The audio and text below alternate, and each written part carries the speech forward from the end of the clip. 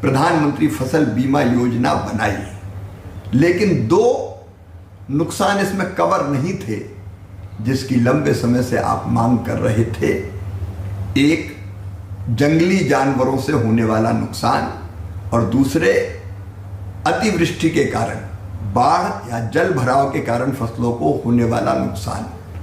अब मैं आपको प्रसन्नता के साथ ये सूचना दे रहा हूं कि ये दोनों नुकसान भी फसल बीमा योजना में कवर कर लिए गए हैं। किसान भाइयों और बहनों, आज हम एक जरूरी और बदलते पीएम फसल बीमा योजना PMFBY के नए अपडेट पर बात करेंगे, जो आपके खेतों के लिए गेम चेंजर हो सकता है। आप सोच रहे होंगे, क्या वो पुरानी बीमा जैसा है? नहीं, इस बार बात है जंगली जानवरों और बाढ़ जल भराव से होने वाले फसल नुकसान को भी कवर करने की। हाँ, आपने सही सुना। वो खतरे जो किसानों की नींद हराम करते हैं, अब PMFBY के दायरे में आ गए हैं। चलिए विस्तार से जानते हैं कैसे और कब ये लागू होगा। कृषि एवं किसान कल्याण मंत्रालय ने PMFBY प्रधानमंत्री फसल बीमा योजना में एक बड़ा और किसान हितैषी सुधार किया है। अब जंगली जानवरों के कारण होने वाले फसल नुकसान को बीमा कवरेज में शामिल किया जाएगा, और साथ ही उन इलाकों में जहां धान के खेतों में जल भराव का खतरा रहता है, वहां भी बीमा सुरक्षा बढ़ाई जाएगी। यह बदलाव खरीफ 2026 सीजन से लागू होगा। तो आइए आगे वीडियो में कुछ मुख्य बिंदु जान लेते हैं। फसल हानि को स्थानीयकृत जोखिम श्रेणी में एक नया 5वां एड ऑन कवर माना गया है।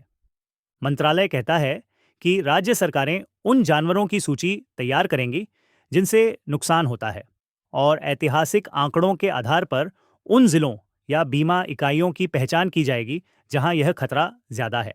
किसानों को नुकसान की सूचना 72 घंटे के अंदर फसल बीमा ऐप के जरिए देनी होगी, और उन्हें जियो टैग्ड फोटो अपलोड करने होंगे। अक्सर रिपोर्ट किए जाने वाले जानवरों में हाथी, जंगली सुअर, नीलगाय, हिरण और बंदर शामिल हैं।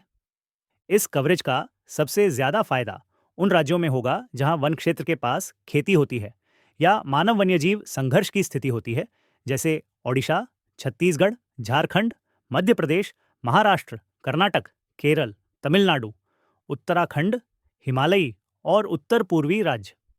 मंत्रालय ने धान जल भराव को फिर से स्थानीय आपदा के रूप में बीमा कवरेज में शामिल किया है।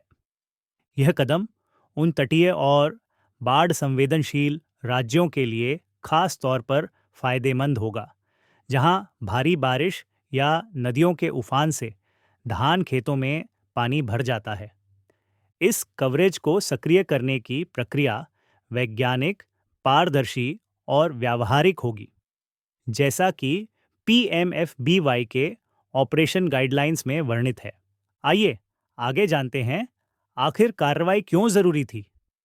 कई राज्यों ने लंबे समय से मांग की थी कि वाइल्ड एनिमल अटैक की क्षति को बीमा में शामिल किया जाए, क्योंकि वन क्षेत्र, वन गलियारे और पहाड़ी इलाके में रहने वाले किसान इससे मायने रखते हैं।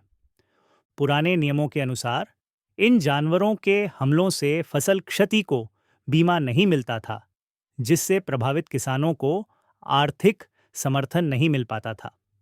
वहीं धान इनरोनेशन का जोखिम पहले भी था, लेकिन इसे 2018 में लोकलाइज्ड कैटास्ट्रोफी कैटेगरी से हटा दिया गया था, जिससे उन किसानों की रक्षा में गैप बन गया था।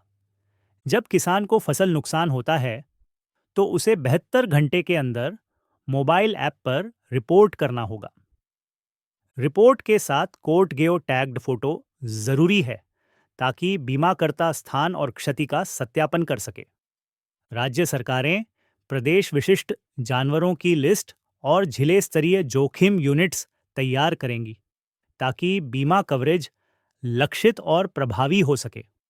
आइए आगे देखते हैं किसानों को किन चुनौतियों का सामना करना पड़ सकता है और उनका सुझाव क्या हो सकता है। हालांकि यह नई व्यवस्था किसानों को काफ़ी राहत पहुंचा सकती है, फिर भी कुछ चुनौतियां मौजूद हैं। सबसे बड़ी चुनौती यह है कि 72 घंटे के अंदर क्लेम रिपोर्ट करना उन इलाकों में कठिन हो सकता है जहां इंटरनेट कनेक्टिविटी कमजोर है। इसलिए कृषि विभाग और बीमा कंपनियों को मिलकर विशेष जागरूकता अभियान चलाना चाहिए ताकि किसान समझ सकें कि समय पर क्लेम कैसे और कहां दर्ज कराएं। साथ ही स्थानीय सरकारी विभागों को उन संवेदनशील सेंसिटिव जिलों की सूची पहले ही तैयार करनी चाहिए और उन इलाकों में किसानों का मैपिंग करना चाहिए ताकि बीमा कंपनियां और विभाग बेहतर लक्ष्य नियोजन के साथ काम कर सकें। इस तरह की तैयारी से न सिर्फ क्लेम रिपोर्टिंग की दर बढ़ेगी, बल्कि यह सुनिश्चित करेगा कि जोखिम वाले इलाकों के किसान बीमा लाभों का पूरा लाभ उठा सकें। तो किसान भाइयों और बहनों, यह था पीएम फसल बीमा योजना का नया और ज़रूरी अपडेट, जो जंगली जानवरों और बाढ़ की मार झेल रहे किसानों के लिए एक बड़ी उम्मीद है। अगर आपको यह जानकारी उपयोगी लगी हो, तो वीडियो को लाइक और शेयर करें ताकि अधिक किसान साथियों तक ये पहुंच सके। और हाँ, नीचे कमेंट में बताइए आप किस इलाके में रहते हैं और क्या आपने पहले कभी ऐसे नुकसान का सामना किया है। आपकी कहानी सुनना हमें बहुत महत्वपूर्ण है। चैनल को सब्सक्राइब करना न भूलें, क्योंकि हम और भी ऐसी सरकारी योजनाओं की जानकारी लाते रहते हैं, सीधे आपके खेत और दिल तक।